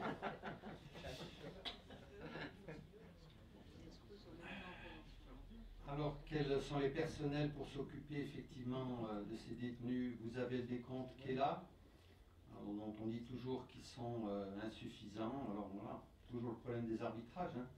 Là où on nomme 2 surveillants et un conseiller d'insertion, vous nommez pas 3 enseignants, vous nommez pas 3 infirmières, etc. Donc toujours les choix cartésiens qui sont à faire, enfin colossal à faire dans les arbitrages budgétaires. Le temps de détention. Voilà, ce que beaucoup de monde a tendance à oublier, c'est que là il n'y a pas de vacances, il n'y a pas de week-end. Hein. C'est 7 jours sur 7. Alors la journée mentionnée 7h à 19h, en fait, pour ceux qui ont une activité ou qui, oui, effectivement, sont dans les services un petit peu, ils peuvent imaginer une ouverture de journée à 7h et à 19h. Mais en fait, effectivement, on ouvre et on ferme les cellules à 7h à 19h, ce qui ne veut pas dire que les gens sont dans la nature ou dans des activités, mais c'est ce qu'on considère la journée de détention, et puis les nuits, on voit bien qu'elles sont particulièrement longues. Que fait-on pendant ces temps de détention? Ben, vous avez un peu le panégyrique là, de tout ce qui peut être fait dans les détentions. Alors, très insuffisant évidemment en termes d'activité, que ce soit en termes d'enseignement ou d'autres activités de formation. Mais voilà, à la sortie, ça fait quand même 60 à 70% des détenus qui sont occupés ou à travailler ou à se former, ce qui est quand même pas mal, avec des volumes d'activité forcément très différents suivant l'activité qu'ils mènent ou en enseignement ou au travail. Et depuis 15 ans, c'est là que je voulais vous conduire, une nouvelle approche est effectivement dans la prise en charge des détenus, maintenant créée sur la criminologie avec un axe fort qui est celui de la prévention de la récidive. Alors là-dessus, on doit une tiers chandelle à un criminologue que je nomme avec plaisir, qui est Denis Lafortune, qui vient du Québec et qui nous a, je pense, beaucoup aidé, nous, service français, très en retard sur plein de choses. Et aussi une étape importante qui a été la conférence de consensus qu'avait initié Christiane Taubira, qui a été aussi un bon levier. Alors, si vous avez des questions, n'hésitez pas éventuellement, mais les choses peuvent venir ensuite. Parce qu'en fait, ce dont je veux vous parler, c'est des programmes de prévention de la récidive. Voilà, qui existent dans pas mal de pays. On a effectivement respecté en Espagne le fameux programme Parcours de Denis Lafortune. Et qu'est-ce qu'un programme de prévention de la récidive? Parce qu'effectivement, mettre les gens en détention, leur mettre une condamnation ou un jugement très sévère avec des années de prison, bon, c'est une chose. Pour la réponse, j'ai envie de dire, sociale, c'est bien. Mais quel sens a la peine? Quelle utilité de cette peine? Que va-t-on faire? Donc voilà, les programmes de prévention de la récidive, je fais partie de ceux qui ont beaucoup milité pour qu'ils rentrent dans nos prisons. Ils y sont encore très insuffisants, mais voilà, ils ont le mérite d'exister ou en tout cas de démarrer. Il faudrait absolument qu'ils soient maintenant généralisés quand on pense que le programme Parcours de Denis Lafortune est à sa place dans 95% des établissements du Québec et il est inscrit dans le code pénal. Donc voilà, ça fait partie des obligations à mettre en œuvre dans le cadre du traitement des détenus. Alors, qu'est-ce qu'un programme de prévention de la récidive? On est souvent sur une forme de groupe de parole pendant lequel des choses vont se jouer avec des sujets, des thématiques différentes abordées. Sous une forme directive avec une dynamique de groupe qui s'instaure. Donc on a des accompagnements, des programmes d'accompagnement vers la désistance, qui est effectivement de la prévention de la récidive, mais là où on considère que l'acteur, ça doit être l'auteur ou le détenu, c'est pas l'institution, c'est pas les éventuels animateurs, mais c'est le sujet lui-même. Beaucoup de programmes sur la prévention de la violence. Alors les violences conjugales, c'est le sujet du moment, mais voilà, d'une manière générale, la violence, des programmes de préparation à la sortie, et alors à surtout ne pas mélanger les programmes dont on a aussi beaucoup parlé à une époque, qui étaient les préventions contre la radicalisation. Là, c'est complètement un autre sujet. Alors ces programmes de prévention de la récidive, qu'est-ce qu'ils ont comme objectif? Ils sont considérés à 3 niveaux. Donc je vous laisse regarder un petit peu le jaune, le vert et le bleu, à quoi ça peut correspondre.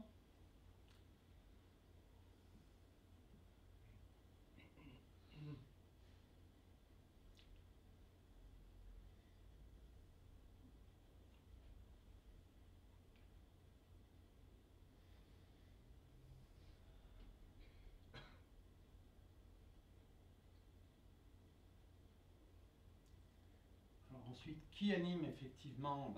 En général, c'est psychologues, conseillers d'insertion. Parfois, il peut arriver même des personnels ou des enseignants, donc qui participent effectivement au recrutement. Alors, c'est un gros travail.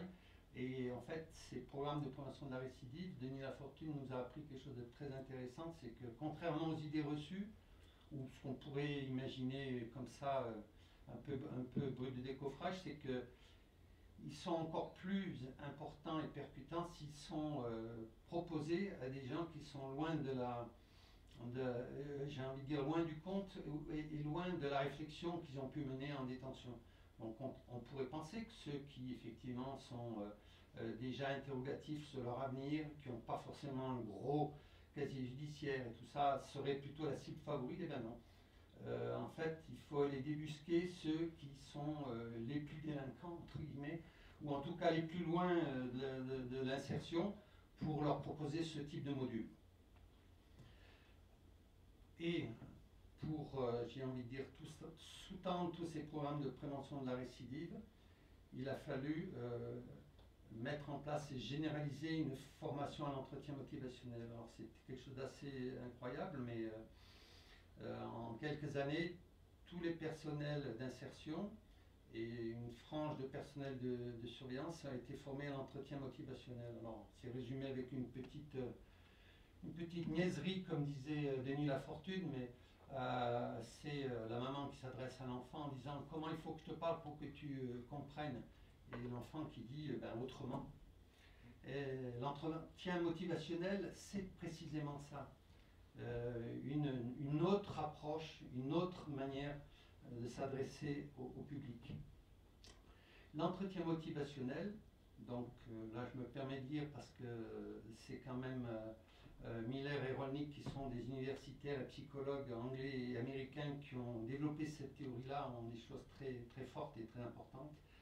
C'est une méthode de communication directive centrée sur la personne à aider, utilisée pour augmenter la motivation intrinsèque au changement par l'exploration et la résolution de l'ambivalence. Alors c'est un peu technique, mais voilà, c'est une façon de prendre en compte et de s'adresser et de mettre dans une dynamique le public que l'on cible avec quelque chose de très nouveau. Alors on pourrait penser que les conseillers d'insertion qui ont une formation un peu sociale, presque de travailleurs sociaux, etc., sont là-dedans. Et bien détrompez-vous, je crois qu'il y avait forcément un gros travail à faire et l'entretien motivationnel a créé cette dynamique-là. Alors qu'est-ce que ça demande, l'entretien motivationnel? Une posture altruiste,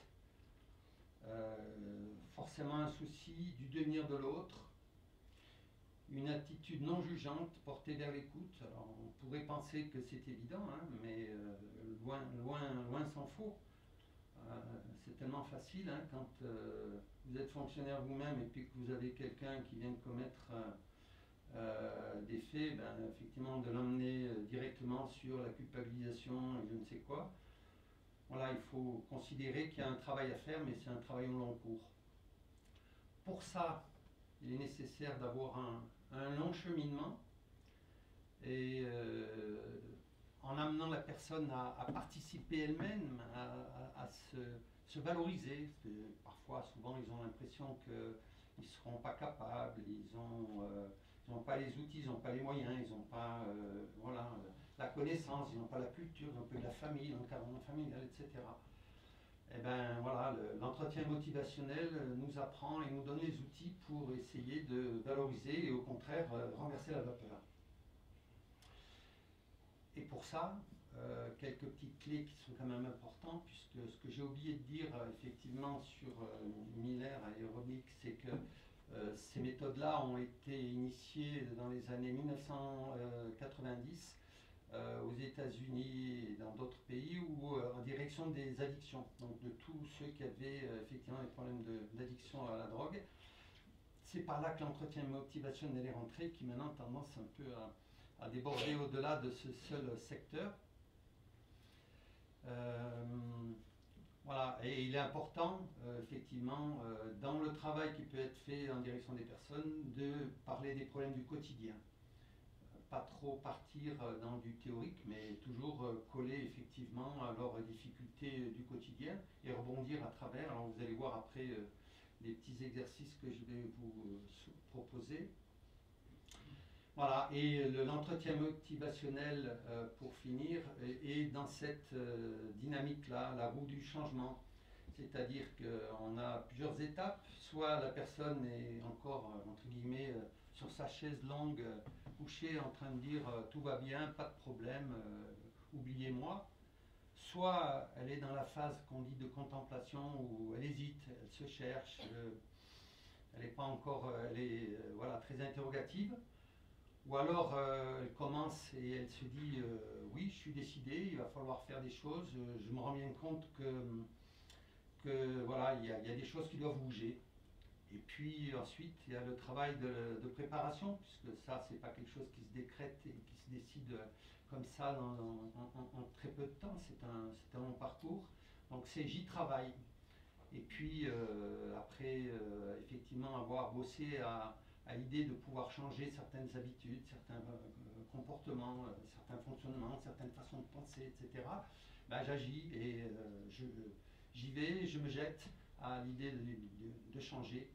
Alors, je tiens le bon bout ou pas, parfois je rechute, mais dans tous les cas, il faut repartir et relancer la roue en mouvement pour qu'on soit à nouveau dans cette roue du changement. Alors, il peut y avoir effectivement une phase contemplation à nouveau, il peut y avoir encore des temps d'attente, mais dans tous les cas, la roue du changement, il faut l'avoir toujours présent à l'esprit et essayer de considérer en travaillant avec ce public-là, que voilà, ils sont dans cette roue perpétuelle qui tourne et qu'il faut à un moment donné l'attraper au vol et rentrer dans une des cadençages qu'elle propose. Alors voilà, je vous laisse lire un petit peu, puisqu'effectivement c'est un principe cognitif qui est très fort en psychologie et sur lequel on s'appuie pour considérer qu'il faut faire bouger les choses et qu'on peut les faire bouger qu'à partir du moment où les gens vont être en capacité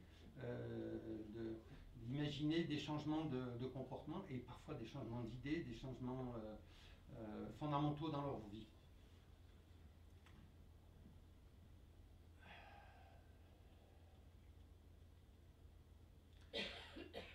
Alors effectivement, beaucoup de blabla avec toutes ces présentations-là pour le moment, ou l'entretien motivationnel, tout ça, les programmes, effectivement, mais qu'est-ce que ça veut dire? Donc on va aller vers le début des choses sérieuses, si je puis dire, avec un programme donc, que je vais vous présenter très rapidement, mais un peu de manière complète quand même. C'est le programme Kern, qui a été un programme qui a été expérimenté. Alors qu'est-ce que Kern? Pour les gens de la montagne, ça parle forcément. Et à l'époque, quand on a créé ce programme à Marseille, on a mis un acronyme qui était changer, agir, innover pour des responsabilités nouvelles.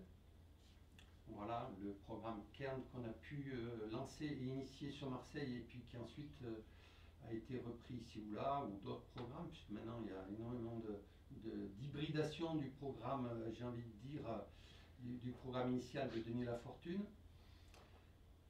Voilà, donc on va partir sur 4 modules. Alors après, chaque structure s'organise. Nous, on avait eu la chance sur les Gomètes de pouvoir avoir négocié au forceps, parce qu'elle était très compliquée, mais des journées. C'est-à-dire ce qui est inhabituel en prison, un détenu à midi, il mange dans sa cellule. C'est comme ça, sauf de temps en temps dans des établissements pour peine, mais en maison d'arrêt, hors de question qu'il mange ailleurs.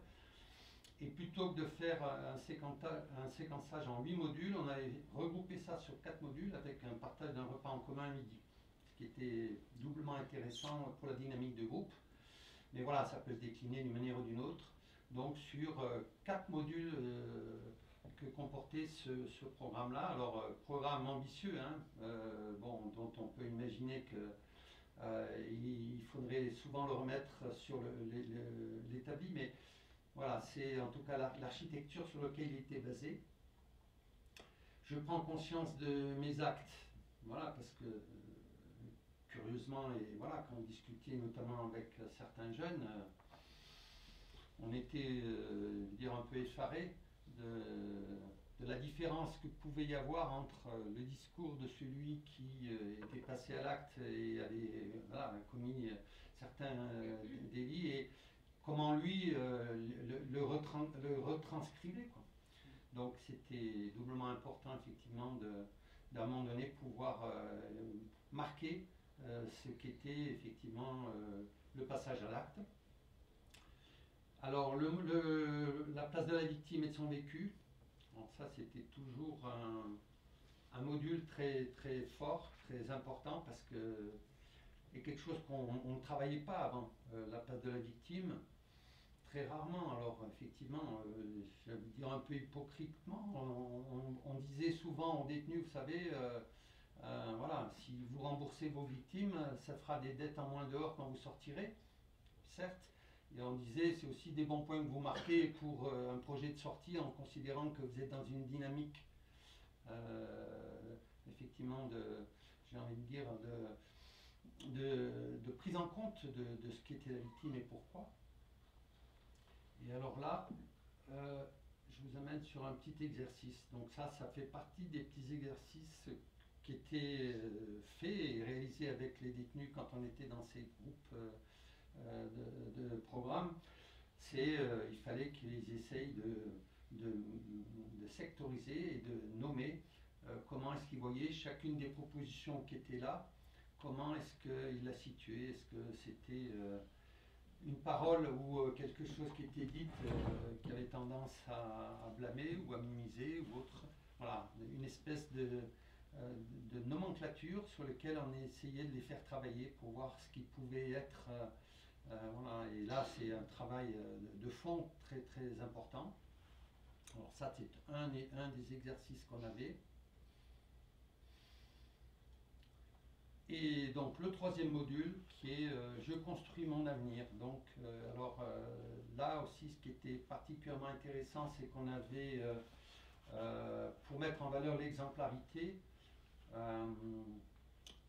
le top, l'idéal, ça serait d'avoir des garçons comme Sylvain Châtelet, là dont il a été vu par Fabienne tout à l'heure le parcours, mais voilà, rien de tel que quelqu'un qui peut parler de son quotidien et de ce qu'il a vécu, qui est très proche du public, parce que nous autres professionnels, on fait ce qu'on peut, mais la parole a beaucoup plus de poids. Alors on avait eu la chance, puisque nous on avait eu deux pères désistants qui étaient intervenus, un qui était en fait effectivement un ancien détenu qui... alors on dit père désistant à partir du moment où la personne est restée 5 ans loin des tribunaux, c'est ce qu'on dit, hein. À partir du moment où il est sorti, et on considère qu'il peut être considéré comme désistant s'il a effectué 5 ans dehors sans récidive et sans être passé devant un tribunal. Et puis on avait aussi eu un jeune qui était issu des quartiers et qui avait fait les compagnons du devoir. Donc lui était venu expliquer tout son parcours et voilà. Et ces témoignages-là avaient une valeur forte pour dire qu'on peut construire les choses autrement et on peut effectivement valoriser les expériences des autres. Donc ça, c'était le module Je construis. Et alors, on les a amenés un peu à essayer, en tout cas, à défaut de rêver, au moins de se poser quelques questions. Qu'est-ce que je peux espérer, imaginer, construire d'ici 2 ans quand je sortirai pour mener, entre guillemets, une bonne vie? Alors ça, c'est une expression à l'anglo-saxonne, hein. C'est pas l'expression française, mais qu'est-ce que vous pouvez imaginer? Donc mettez-le, écrivez-le, actez-le presque un petit peu. Donc c'était parfois un peu bousculant et parfois difficile parce que pour eux la perspective était compliquée ou difficile à émettre, mais bon, la dynamique de groupe ou l'aide des autres parfois était intéressante. Donc ça c'était sur le troisième module. Et le quatrième module qui était le temps du changement, où là on amenait effectivement les gens à se positionner, à essayer de structurer, d'organiser, de voir comment ils pourraient petit à petit mentionner, écrire. Alors c'était un peu la limite peut-être de ces programmes, c'est que on demande aux gens pour pouvoir participer à ces programmes de savoir lire et écrire. Bon.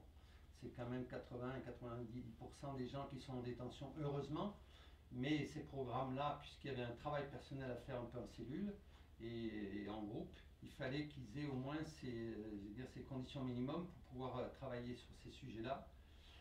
Et on leur demandait même, effectivement, de temps en temps, donc sur des enchaînements à haut risque, dans les situations qu'ils avaient vécues, comment est-ce qu'ils pouvaient acter, nommer parfois des moments auxquels ils ont pensé, voilà, dans lesquels ils commençaient à déraper, ou qu'est-ce qu'ils pouvaient situer dans tout ce qui avait été leur parcours de vie, des moments importants où peut-être il aurait fallu,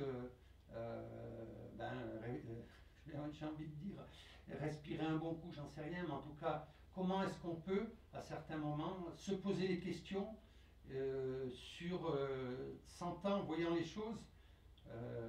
Voilà, j'ai toujours souvenir de détenus qui disaient je pense que voilà, j'aurais eu un père, un frère, pour m'alerter ou pour me dire, probablement que ça m'aurait aidé. Mais là, ils se retournaient, il n'y avait personne derrière eux. Donc, comment est-ce qu'ils peuvent arriver à se renforcer leur capital social et leur capital humain, j'ai envie de dire, pour pouvoir ensuite, sur ces enchaînements-là, j'ai envie de dire, se positionner différemment. Donc, voilà, c'est les types d'exercices qu'on imaginait leur faire. Et puis ensuite, ils devaient, alors avec l'aide un peu des professionnels, effectivement, écrire et élaborer leur propre programme de changement et imaginer comment est-ce qu'ils pourraient s'inscrire dans une prévention de la récidive autour d'effectivement des sujets majeurs. Celui qui a une addiction forte à l'alcool, évidemment, ça passera d'abord par éviter de passer par la case bistrot ou le produit. Voilà. Mais il priorisait un petit peu et d'imaginer ce qui était réalisable ou pas. Parce que ça aussi, c'est quelque chose qui était assez intéressant dans les exercices qu'on leur faisait faire. C'est on leur disait souvent sur une échelle de 1 à 10, comment vous situez, vous, vos difficultés. Alors, si c'était un problème de santé, voilà. Vous considérez que c'est prioritaire par rapport à vos problèmes de logement ou par rapport aux problèmes de travail. Voilà, toujours être capable de situer sur une forme d'échelle quelle devait être et devait devenir leur priorité pour pouvoir changer. Voilà, et puis donc ces programmes-là avaient toujours un peu inspiré des méthodes anglo-saxonnes, mais qu'on a considéré qui étaient très intéressantes, c'était la cérémonie de clôture, où là les participants étaient là, faisaient part aux autres éventuellement de leur plan de prévention s'ils en avaient un et s'ils l'avaient un peu élaboré. Les retours qu'ils nous donnaient sur l'aventure de ces différents modules qu'ils avaient suivis. Et en général, il y avait toujours quelques autorités qui étaient là, un magistrat, un directeur de prison, enfin voilà, quelques membres des associations d'aide aux victimes ou autres, pour un peu solenniser l'événement et leur donner un petit diplôme, voilà, qui était une forme de valorisation et leur rappeler par là où ils étaient passés. Alors, programme, voilà, fini, mais là où en France on a énormément de progrès à faire et où on vient de très loin, c'est que sur tout ce qui est évaluation des dispositifs, voilà, l'évaluation du programme, c'est un très gros travail et qui devrait être fait beaucoup plus et sur lequel on est un petit peu en balbutiement. Mais voilà, les choses s'organisent et se structurent pour pouvoir aller vers une évaluation des programmes, parce qu'il ne s'agit pas de faire pour faire en ayant le sentiment qu'on fait bien, c'est qu'à un moment donné, il faut aussi pouvoir attester et prouver que les choses fonctionnent bien. Alors l'avantage, c'est qu'on a quelques outils qui sont produits par d'autres pays où les choses sont faites avec des pré-tests et post-tests, avec des grilles très élaborées sur lesquelles on peut s'appuyer pour fouiller. En dehors des évaluations individuelles et puis effectivement des animateurs eux-mêmes. Mais voilà, c'est probablement là que j'aime dire, les plus grands progrès sont à faire, c'est sur l'évaluation de ces programmes pour pouvoir être constamment à les réajuster. Et alors un tout petit feedback effectivement qui a été fait sur les participants, voilà, quand ils étaient là, pour dire que parfois on partait très loin, hein, parce que quand à un moment donné on était sur le sujet, le module qui concernait la victime et que le détenu vous disait mais je croyais que la victime c'était moi, ouais, bon, on voit qu'effectivement on part de très loin pour aller sur les objectifs qu'on visait, mais bon, ça permet de voir que les questions se posent et les bonnes questions se posent.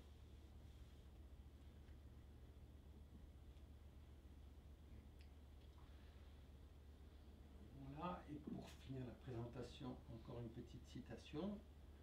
Voilà, je pense qu'au niveau timing, on n'est pas trop mal.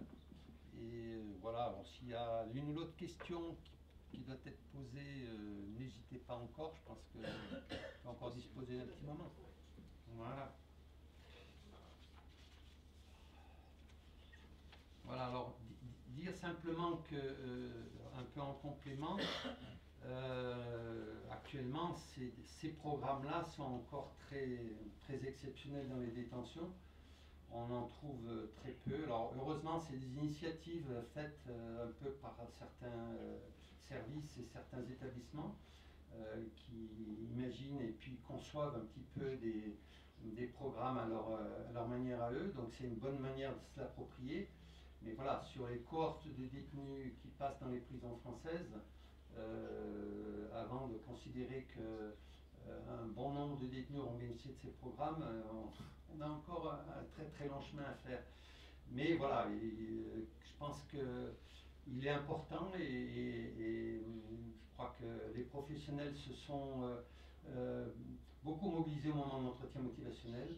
Et c'est probablement peut-être à travers ce prisme-là qu'on va pouvoir considérer que la prise en charge des détenus, c'est pas seulement le travail, les promenades et les parloirs et l'enseignement, mais c'est aussi un travail personnel qui doit être fait par chacun dans le cadre de son séjour en détention.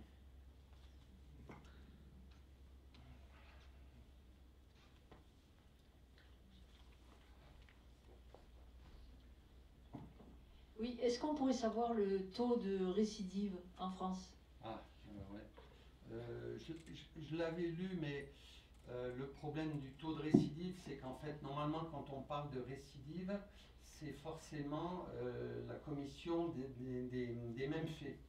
Sinon, on parle de réitération. Enfin voilà, il y a là-dessus une grosse. Mais pour dire, voilà, si on est amené à chercher. Alors, moi, les seules choses qui me paraissaient intéressantes et importantes de dire, c'est quand même que, pour revenir un peu aux longues peines, parce que voilà, c'était un peu le sujet du jour, mais sur les longues peines, à partir du moment où les gens sont en libération conditionnelle, même sur plusieurs années, le taux de récidive est très faible, mais à partir du moment où ils sont à nouveau lâchés dans la nature, sans suivi socio-judiciaire, là c'est beaucoup plus, le taux de récidive est plus important. Mais je crois pouvoir dire que sur les longues peines, on est sur un taux de récidive qui ne va pas au-delà de 20%. Donc voilà, sur les longues peines, heureusement, j'ai envie de dire, ben voilà, vous tuez votre voisin ou votre femme ou vous, effectivement, être sur une grosse condamnation, le repassage à l'acte est exceptionnel. Alors parfois, il est très violent et on est sur le même registre, hein, le même niveau. Mais globalement, voilà. Après, je pense que c'est un peu hasardeux de partir sur un chiffre global de taux de la récidive. Effectivement, si on est sur des petits délits, alors là, on est sur des taux beaucoup plus importants. Mais il faudrait être capable de sectoriser et de voir de quel délit on parle et de quel public on parle en plus. Parce que. Oui. Les longues peines, c'est à partir de combien d'années de condamnation? Oh, longue peine, j'ai envie de dire, à partir de 10 ans, on considère que c'est une longue peine, quoi. Oui, oui.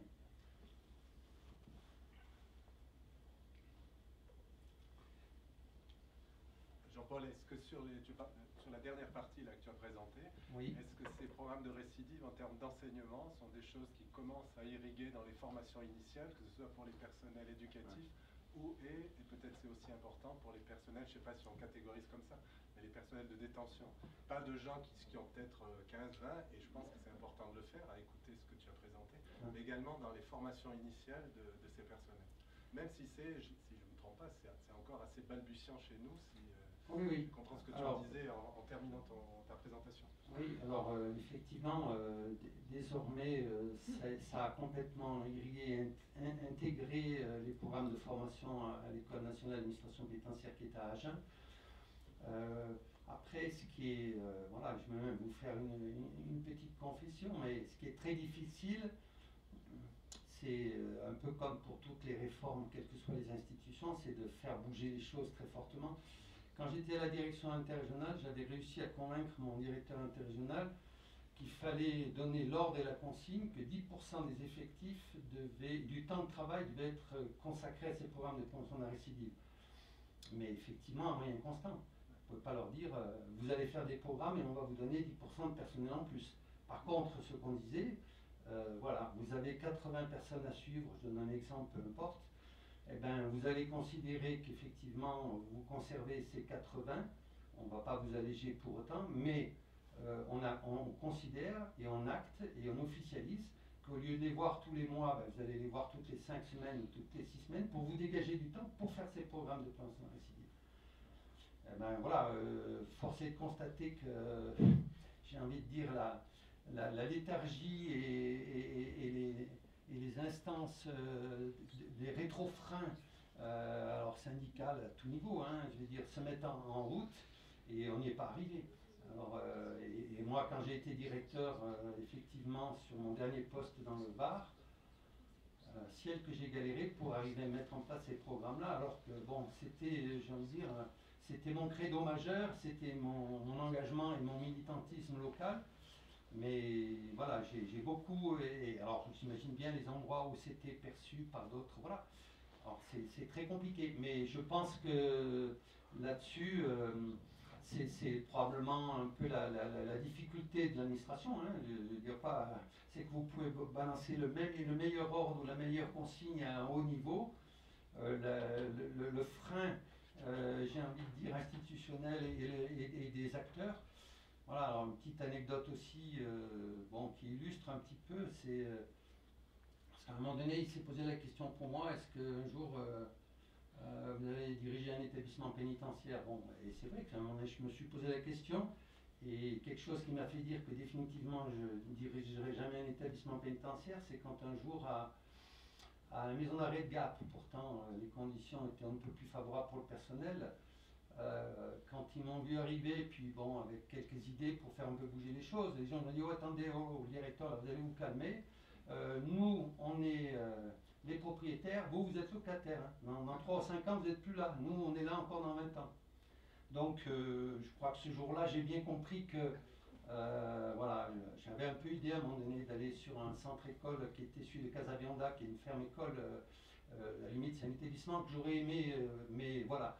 Quand j'ai entendu ce type de réaction, je me suis dit, bon, il y a trop de chemin à faire pour pouvoir, voilà, moi je n'avais pas fait ce choix-là puisque j'étais parti sur l'insertion et la probation, mais pour mentionner qu'effectivement, malgré toutes les bonnes volontés, c'est compliqué de faire, voilà, initier les choses. Alors après, j'ai envie de dire un peu comme pour les détenus, hein, c'est la roue du changement, il faut constamment remettre ça sur le tapis. Et se dire que ben, c'est un programme peut-être à 10 ou 15 ans, mais qu'on ne parviendra pas comme ça en si peu de temps à révolutionner. Mais voilà, de même qu'à un moment donné, on avait une activité judo qui marchait très fort pour les mineurs. On avait des très bons enseignants de judo, des profs, etc., qui venaient, qui leur faisaient ça. Ben, à un moment donné, moi j'aurais rêvé qu'on fasse prison et judo, quoi. Comme il y a les sports et études. Le détenu mineur serait arrivé, ben, il avait perception du kimono et il avait à son emploi du temps obligatoirement 1 heure ou 2 heures de judo par jour pour apprendre effectivement les règles, le respect d'un certain nombre de choses. Je pense que c'est des initiatives de ce type-là qui, voilà, mais voilà, je disais que l'administration permet beaucoup de choses et c'est vrai. Puisqu'on le voit à travers un petit peu parfois des initiatives ici ou là, tout à l'heure on évoquait le film qui a été réalisé par les détenus de la Talaudière, voilà, il y a des choses et des initiatives fortes, mais après le droit local est encore plus fort, j'ai envie de dire, que, ce qui paraît un peu paradoxal pour un segment de la justice, mais parfois il est encore plus fort. Voilà, alors j'illustre aussi quelque chose pour dire que c'est des choses un peu incroyables qui fait aussi le charme de notre administration. Hein. J'ai toujours, et je l'ai mentionné d'ailleurs dans le livre, souvenir avant les télés, quand il y avait les surveillants à Ensisheim qui acceptaient les soirs de matchs de Coupe d'Europe de sortir les télévisions dans les couloirs pour que les détenus puissent assister. Donc pour des raisons de sécurité, ils venaient sur leur temps de repos le soir, installer ces téléviseurs pour que les gars puissent voir. Alors en échange, ils savaient bien qu'ils allaient gagner une grande tranquillité et que dès le lendemain, les détenus se tiendraient impeccables parce qu'ils voulaient pouvoir bénéficier encore de cet avantage-là. Mais voilà, là, le droit local encore, alors que c'était complètement contraire à tout règlement, hein. Il y aurait eu un grave incident, je pense que ça aurait été violent pour la direction d'établissement. Mais voilà, donc voilà, c'est un peu la limite de l'exercice. Merci infiniment pour cette conférence. Notre temps est limité par la disponibilité de la salle. Merci beaucoup. Et une fois de plus, le livre de Jean-Paul Boutier est disponible à l'entrée du cinéma. Au revoir.